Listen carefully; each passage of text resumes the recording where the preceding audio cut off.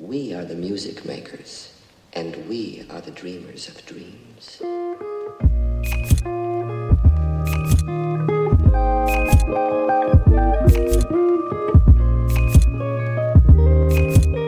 Le papyrus Westcar, conservé au musée de Berlin, raconte les origines des rois de la 5e dynastie. Écrit pendant la période Hyksos, vers 1600 avant Jésus-Christ, ce papyrus reprend sans doute un texte composé sous la 12e dynastie, c'est-à-dire 500 ans après les événements rapportés, et s'efforce d'expliquer le passage de la 4e à la 5e dynastie. Le texte comprend une série de contes narrés par un certain Djedi, magicien et probablement prêtre-lecteur à la cour du roi Khéops. Dans l'une des histoires, Djedi annonce que la dame Redjedjet, épouse du grand prêtre de Ré à Héliopolis, donnera le jour à 3 enfants qui seront rois. Il se hâte de rassurer Khéops en ajoutant que son fils et son petit-fils Képhren et Mykérinos régneront après lui avant que cela n'advienne. Le papyrus rapporte que les déesses Isis, Nephthys, Mesrenet et Eket, assistées par le dieu créateur Khnum, aident Redjedjet lors de l'accouchement. Le premier-né est Userkaf. C'était un enfant long d'une coudée et dont les os étaient solides. Il avait des membres incrustés d'or et portait une coiffure en lapis lazuli véritable.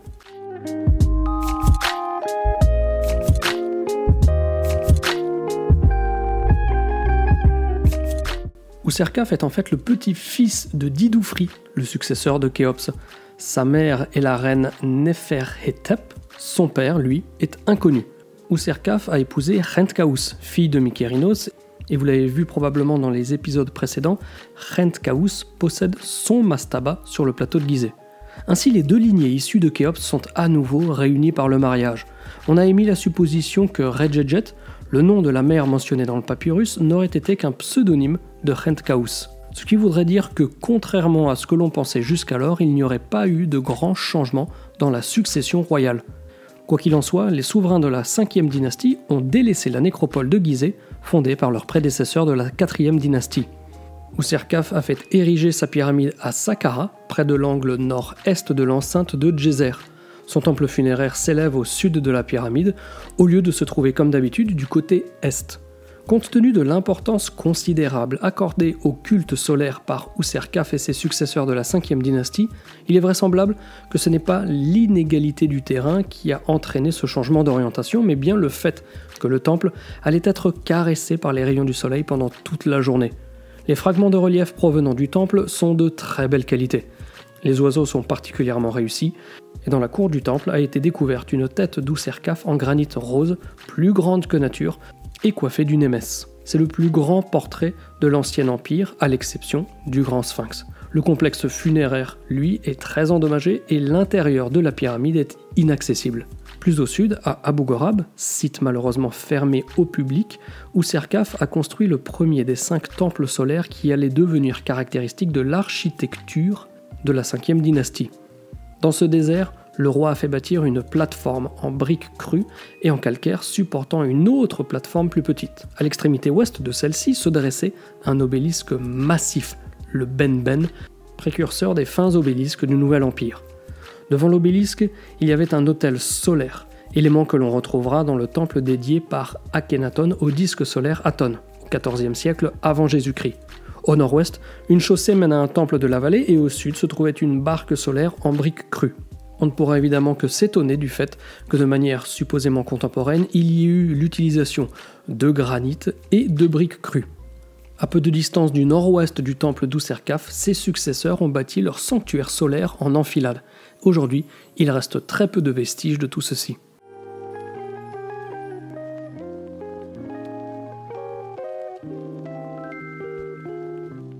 Au sud du temple solaire d'Userkaf s'étendent les complexes funéraires de Neferir-Kare, Néousséré et Saouré.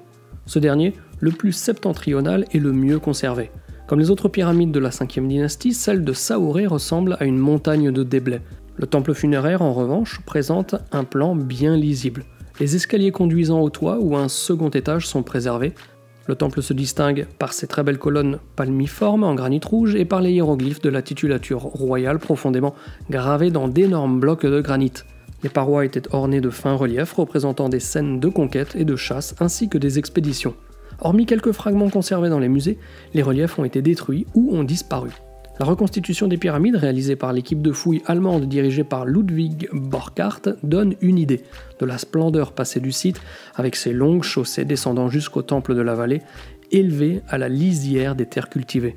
Les reliefs des temples funéraires d'Abou Sir offrent les premières représentations du commerce au-delà des frontières de l'Égypte. Dans le complexe de Saouré, des grands bateaux transportent des Égyptiens et des Asiatiques. Il s'agit probablement de navires commerciaux revenant de Byblos au Liban avec une cargaison de cèdre dont les temples feront par la suite une grande consommation. Des fragments de vaisselle en pierre, ornés de cartouches des rois de la 5e dynastie et retrouvés au Liban attestent la présence égyptienne en ce pays. Sous la dynastie suivante, le commerce semble s'accroître encore, tandis que se développent les expéditions vers le sud et vers le nord-est. Peut-être n'est-ce là qu'une impression due à des inscriptions et des récits mieux conservés pour la 6e dynastie. Une innovation a lieu sous le 3e roi de la dynastie, Néferir-Karé, qui introduit un second cartouche dans la titulature royale. Il renferme le nom de Kakaï, peut-être un nom de naissance. À sa suite, les rois ont adopté un deuxième cartouche, mais on ne les connaît pas tous. Le temple de Néferir-Karé a livré le premier exemple développé de hiératique, l'écriture courante écrite sur papyrus. Il s'agit d'inventaires divers et variés, de listes de matériel de culte et de tours de rôle pour le travail quotidien dans le temple. Les derniers rois de la dynastie ont transféré leur complexe funéraire à Saqqara. En bordure du plateau, une masse de déblais de 23 mètres de haut signale la pyramide du 7e et avant-dernier roi de la 5e dynastie, Djedkaré Issessi. Le temple funéraire, détruit au cours de la 2e période intermédiaire, a servi de cimetière sous la 18e dynastie. Ce sont les fouilles du temple menées en 1946 qui ont permis d'attribuer la pyramide voisine à Djedkaré Issessi.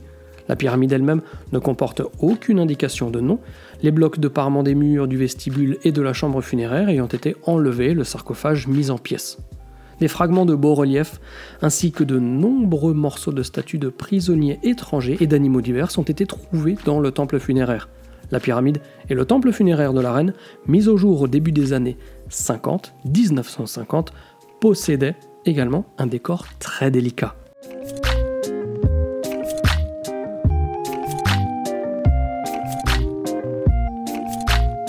Ounas est le dernier roi de la 5e dynastie. Sa pyramide, écroulée, se dresse au sud de l'enceinte de Djéser.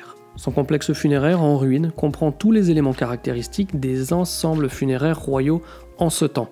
Un temple de la vallée, à la lisière du désert, une longue chaussée montante débouchant sur la face est du temple funéraire et l'entrée de la pyramide située côté nord. Gaston Maspero a été le premier à pénétrer à l'intérieur de la pyramide et a constaté que pour la première fois, celui-ci était décoré. L'antichambre et la plus grande partie des murs de la salle du sarcophage sont couverts de colonnes de hiéroglyphes, les fameux textes des pyramides. Une petite partie de la chaussée menant à la pyramide d'Ounas a été restaurée sur toute sa hauteur, couverture comprise.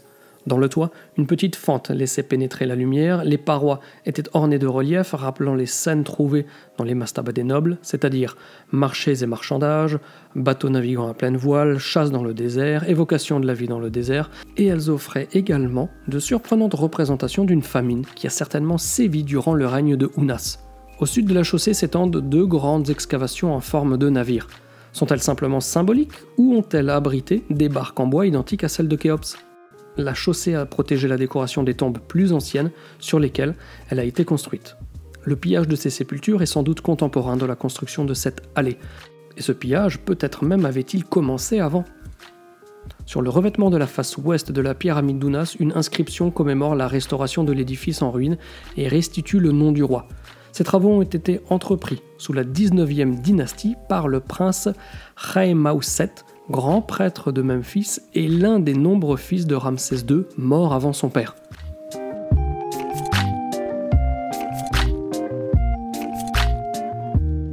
La mort d'Ounas, qui n'a pas laissé d'héritier, a engendré une courte période d'instabilité. Elle a pris fin lorsque le roi Téti est monté sur le trône en tant que premier pharaon de la 6e dynastie.